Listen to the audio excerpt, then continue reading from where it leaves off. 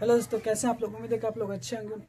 तो आप लोगों की बोर्ड एग्जाम की तैयारी बहुत अच्छी तरह से चल रही होगी। तो आइए हम लोग देखते हैं। एक क्वेश्चन आता है, एक टॉपिक है आवर्धन।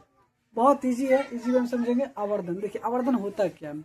आवर्धन जिसको बोलते हैं मैग्निफिकेशन। मैग्निफिकेशन, देखिए आवर्धन क्या है। आवर्धन जो है एक फिजिक्स का राशि है, फिजिक्स का एक चीज है जिसे मान लीजिए किसी हम दर्पण के सामने हम खड़े हुए और मेरा जो प्रतिबिंब बना कितना गुना बड़ा या छोटा है, कितना बड़ा या छोटा है, इस बात को जो दिखाता है, जो इस बात को जो दिखाने वाला, इस बात को जो दिखाता है, उस राशि को ही बोलते हैं क्या चीज, आवर्धन। आवर्धन समझिए क्या होता है। आवर्धन अगर मान लीजिए कोई वस्तु है, ये कोई वस्तु है, ये कोई वस्तु है, ये दर्पण है, प्रतिबिंब बना, तुलना करेंगे कि ये कितना बड़ा छोटा है, इस बात को जो दिखाता है, इस बात को जो दिखाता है कि कितना बड़ा छोटा है, उसी राशि को क्या बोलते हैं, आवर्धन, मैग्निफिकेशन। फिर से सुनिए आवर्धन क्या होता है। हमने बोला मान लीजिए ये दर्पण है, ये कोई वस्तु है, इसका जो प्रतिबिंब बनेगा, दर्पण का प्रतिबिंब बनेगा, तो इस वस्तु का दर्पण में प्रतिबिंब बनेगा, ये प्रतिबिंब इससे कितना गुना बड़ा या छोटा है, इस बात को दिखाने वाले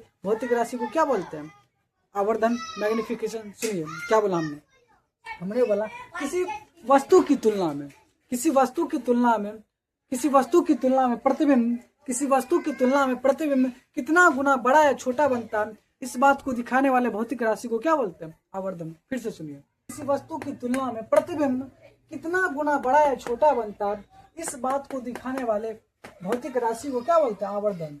आवर्धन को छोटी एम से सूचित किया जाता है, स्मॉल एम इसीलिए क्योंकि एम से M for magnification, M for magnification. देखिए फिर से सुनिए, आवर्धन के बारे में बोले किसी वस्तु की तुलना में प्रतिबिंब कितना गुना बड़ा या छोटा बनता है, बड़ा या छोटा बनता है, इस बात को दिखाने वाले, इस बात को दर्शाने वाले भौतिक राशि को क्या बोलते हैं, आवर्धन। आवर्धन को एम से सूचित किया जाता है, आवर्धन को एम से सूचित किया जाता है। देखिए आवर्धन का जो फॉर्मूला होता है, आवर्धन अर्थात एम बराबर HI/HO। ये HI है, HI क्या है, प्रतिबिंब की ऊंचाई। ये जो H देख रहे हैं, ये H है हाइट ऑफ इमेज, ये HI जो देख रहे हैं, HI है ये हाइट ऑफ इमेज, मतलब प्रतिबिंब की ऊंचाई, प्रतिबिंब की ऊंचाई। ये है HO मतलब हाइट ऑफ ऑब्जेक्ट, मतलब वस्तु की ऊंचाई।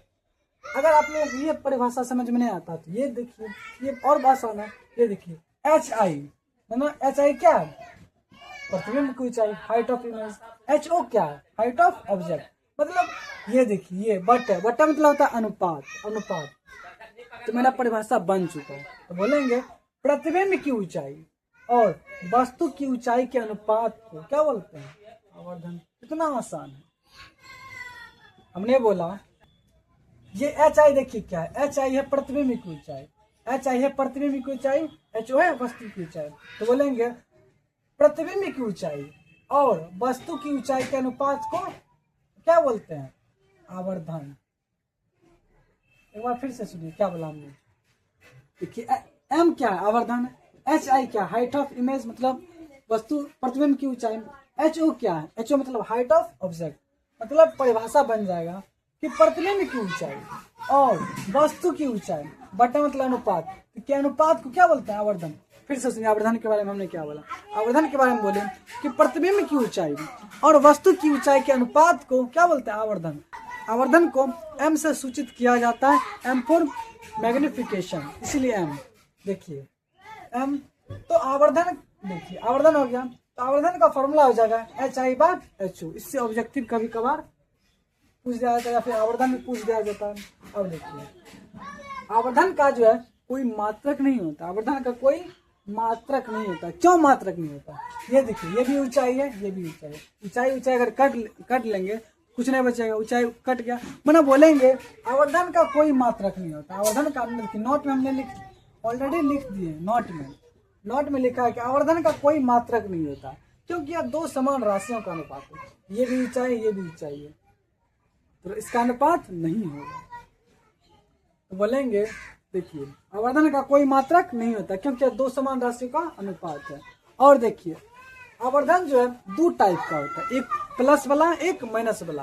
अब प्लस कब होगा, माइनस कब होगा, ये देखिए आवर्धन जो है पॉजिटिव भी होता है, नेगेटिव होता है। प्लस भी होता है माइनस भी होता है। देखिए आवर्धन प्लस कब होगा, आवर्धन प्लस कब होगा, जब प्रतिबिंब आभासी या सीधा होगा। क्या बताएं, आवर्धन कब प्लस कब होगा, आवर्धन जो है धनात्मक कब होगा, धनात्मक तभी होगा जब प्रतिबिंब आभासी या सीधा होगा। आवर्धन जो है ऋणात्मक मतलब नेगेटिव कब होगा, नेगेटिव तभी होगा जब आवर्धन जब प्रतिबिंब जो है वास्तविक या उल्टा होगा। फिर से सुनिए, हमने बोला क्या, आवर्धन के बारे में बोले किसी वस्तु की तुलना में प्रतिबिंब कितना गुना बड़ा या छोटा बनता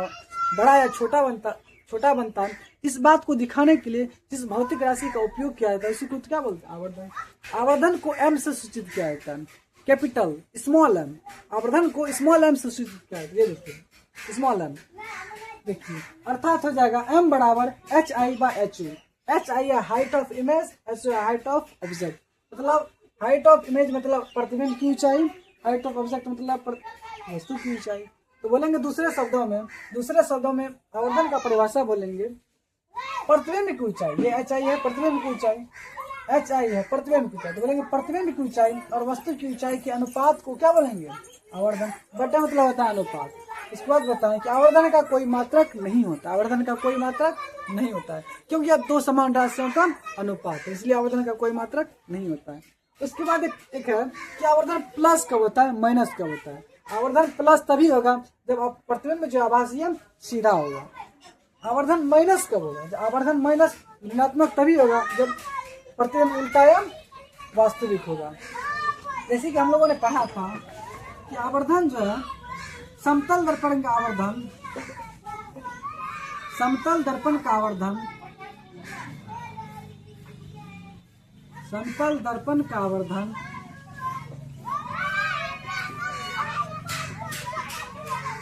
+1 होता है। ये जो ऑब्जेक्टिव में पूछा जाता है, समतल दर्पण का आवर्धन कितना आता है, +1 कब होगा, मतलब प्लस पॉजिटिव कब होगा, पॉजिटिव तभी होगा जब प्रतिबिंब आभासी सीधा होगा। इसका मतलब कहने का मतलब है समतल दर्पण में जो प्रतिबिंब बनेगा वो आभासी या सीधा होगा, यही कहने का मतलब है। ये देखिए इससे हमको जो है दो ऑब्जेक्टिव बन गया। एक क्या, समतल दर्पण का आवर्धन क्या होता है, +1। एक और समतल दर्पण द्वारा बना प्रतिबिंब कैसा होता है, आभासी या सीधा होगा। इतना सिंपल है। तो उम्मीद है कि आप लोग समझ लिए होंगे। अगर वीडियो अच्छा लगा तो अपने दोस्तों के साथ शेयर कीजिए और इस चैनल को सब्सक्राइब कीजिए और अपने study channel NKP study point से जुड़िए। तो आप लोगों का बहुत बहुत धन्यवाद वीडियो के लास्ट तक जुड़ने के लिए, धन्यवाद।